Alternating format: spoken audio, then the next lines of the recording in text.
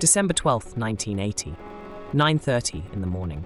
On the Nasdaq exchange, a 4-year-old company that had been started in a suburban garage is about to go on sale to the public. The ticker is 4 letters, AAPL. Within minutes of the opening bell, it will become the most valuable public offering since Ford Motor Company in 1956. And by lunchtime, roughly 300 people will be millionaires who weren't when they woke up. This is the story of the richest morning in the history of Silicon Valley. 4.6 million shares, priced at $22 each. By the closing bell, Apple was worth $1.8 billion, a company most Americans had never heard of, run by a 25-year-old in jeans. But before any of that could happen, several states tried to ban it. They said this stock was simply too dangerous for ordinary people to own. To understand the morning, you have to go back to the garage. 1976, Los Altos, California. Two friends named Steve Jobs and Steve Wozniak, are building circuit boards by hand on a kitchen table.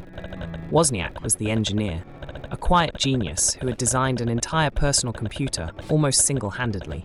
Jobs was the salesman, the believer, the one who was sure this thing could be enormous. They had almost no money. To fund their very first order, Jobs sold his Volkswagen van, and Wozniak sold his prized Hewlett-Packard calculator. Together, that bought the parts for the first batch of Apple computers.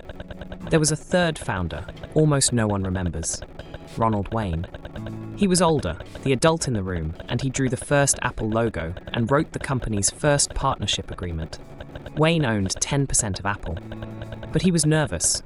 Jobs and Wozniak were young and broke, and if the company failed, Wayne feared he'd be on the hook for the debts.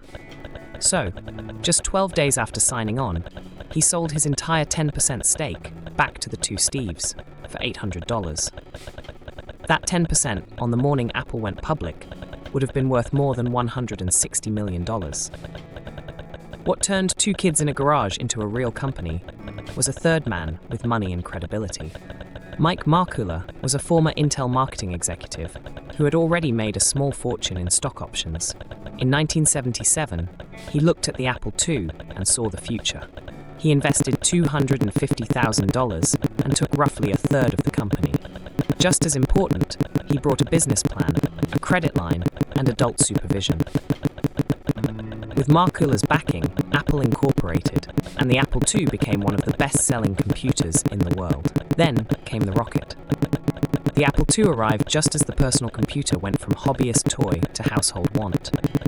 In 1977, Apple's sales were under $1 million. By 1980, they were approaching $300 million. The company was doubling, then doubling again. A spreadsheet program called VisiCalc gave families and businesses a reason they actually needed a computer, and it ran best on an Apple. For the bankers on Wall Street, Apple wasn't just growing. It was the fastest growing company most of them had ever seen. By 1980, Apple had a problem most companies dream of. So many employees and early investors held shares that, under the rules of the day, the company was about to cross a legal threshold, forcing it to report to the public anyway. If Apple had to act like a public company, the founders reasoned, it might as well become one, and raise a fortune doing it. They hired two investment banks, Morgan Stanley and the boutique firm Hambrecht & Quist, to take Apple to market. The plan: sell a slice of the company to the public and let Wall Street decide what the dream was worth. But there was resistance. In several states, regulators looked at Apple's offering price and balked. At $22 a share, Apple was being valued at more than 100 times its earnings, a price so high that state watchdogs decided it was reckless. Massachusetts banned the sale of Apple stock to its individual residents outright, calling it too risky. A few other states slapped on restrictions of their own. It is one of history's great ironies. Ordinary people in Massachusetts were legally blocked from buying the stock of what would become the most valuable company on earth, for their own protection. The bans didn't cool the demand, they fed it. Word had spread that this was the hottest technology offering in a generation. On the roadshow, the banks were flooded with orders. By the time the offering opened, every available share was spoken for many times over. Apple raised about $100 million in a single morning, the largest amount of money any company had raised going public since the 1950s.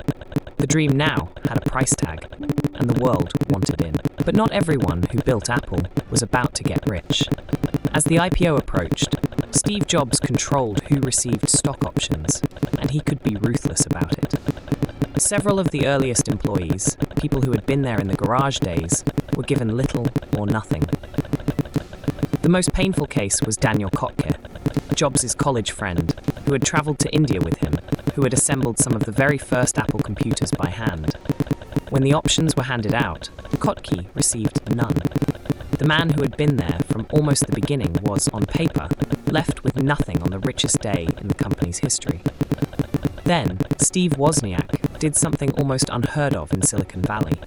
Troubled that loyal colleagues had been shut out, Wozniak took thousands of his own shares and sold them to fellow employees at a bargain price. Shares that would soon be worth a fortune. Insiders called it the Woz plan. Wozniak gave away a piece of his own future so that the people around him wouldn't be left behind. It is one of the most generous acts in the history of American business, and it stands in stark contrast to how the spoils were divided everywhere else. When the closing bell rang on December 12th, the arithmetic of wealth was rewritten in a single day. Steve Jobs, just 25 years old, held a stake worth more than $200 million. Mike Markkula's bet of $250,000 was now worth over $200 million. Steve Wozniak, even after his generosity, was worth more than $100 million. And around 40 Apple employees and investors became millionaires that morning. The offering created roughly 300 millionaires in all, more than any company in history up to that point. And here is the part that still stops people cold. That $22 share was just the beginning. Over the next 44 years, Apple split its stock 5 separate times. A single share bought at the IPO would, through those splits, become hundreds of shares. Adjusting for every split, your original investment of $22 would today be worth thousands, a return of more than 15,000%. The states that banned the stock to protect their citizens had in effect protected them from one of the greatest investments of the century. And Ronald Wayne, the forgotten third founder who sold his 10% for $800, he never bought back in. He spent much of his later life in a modest home in Nevada, selling stamps and coins. He has said more than once that he does not regret it, that he made the best decision he could with the information he had. His 10% today would be worth hundreds of billions of dollars. It may be the most expensive case of cold feet in human history.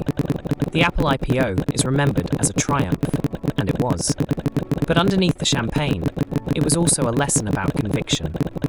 The regulators who called Apple too risky weren't stupid. By every traditional measure, the stock was wildly expensive. They were protecting people from a price that made no sense. And they were completely wrong. The fortunes that morning didn't go to the people who were most careful. They went to the people who believed early and held on. Markkula, who bet on 2 kids in a garage. Wozniak, who built the machine. The employees who took shares instead of safety. Risk and reward were never separate things. They were the same thing, wearing 2 different faces. One garage, 2 Steves, a van and a calculator, sold to buy the first parts. 4 years later, $1 billion morning and 300 new millionaires. The next time someone tells you an opportunity is too risky, too expensive, too good to be true, remember that on December 12, 1980, the experts agreed, and they were the only ones who missed it. Market Autopsy. Every week, the fortunes made, lost, and missed in the biggest moments in market history. If this was worth your time, subscribe so you don't miss the next one. This was Market Autopsy. Signal Drop, signing out.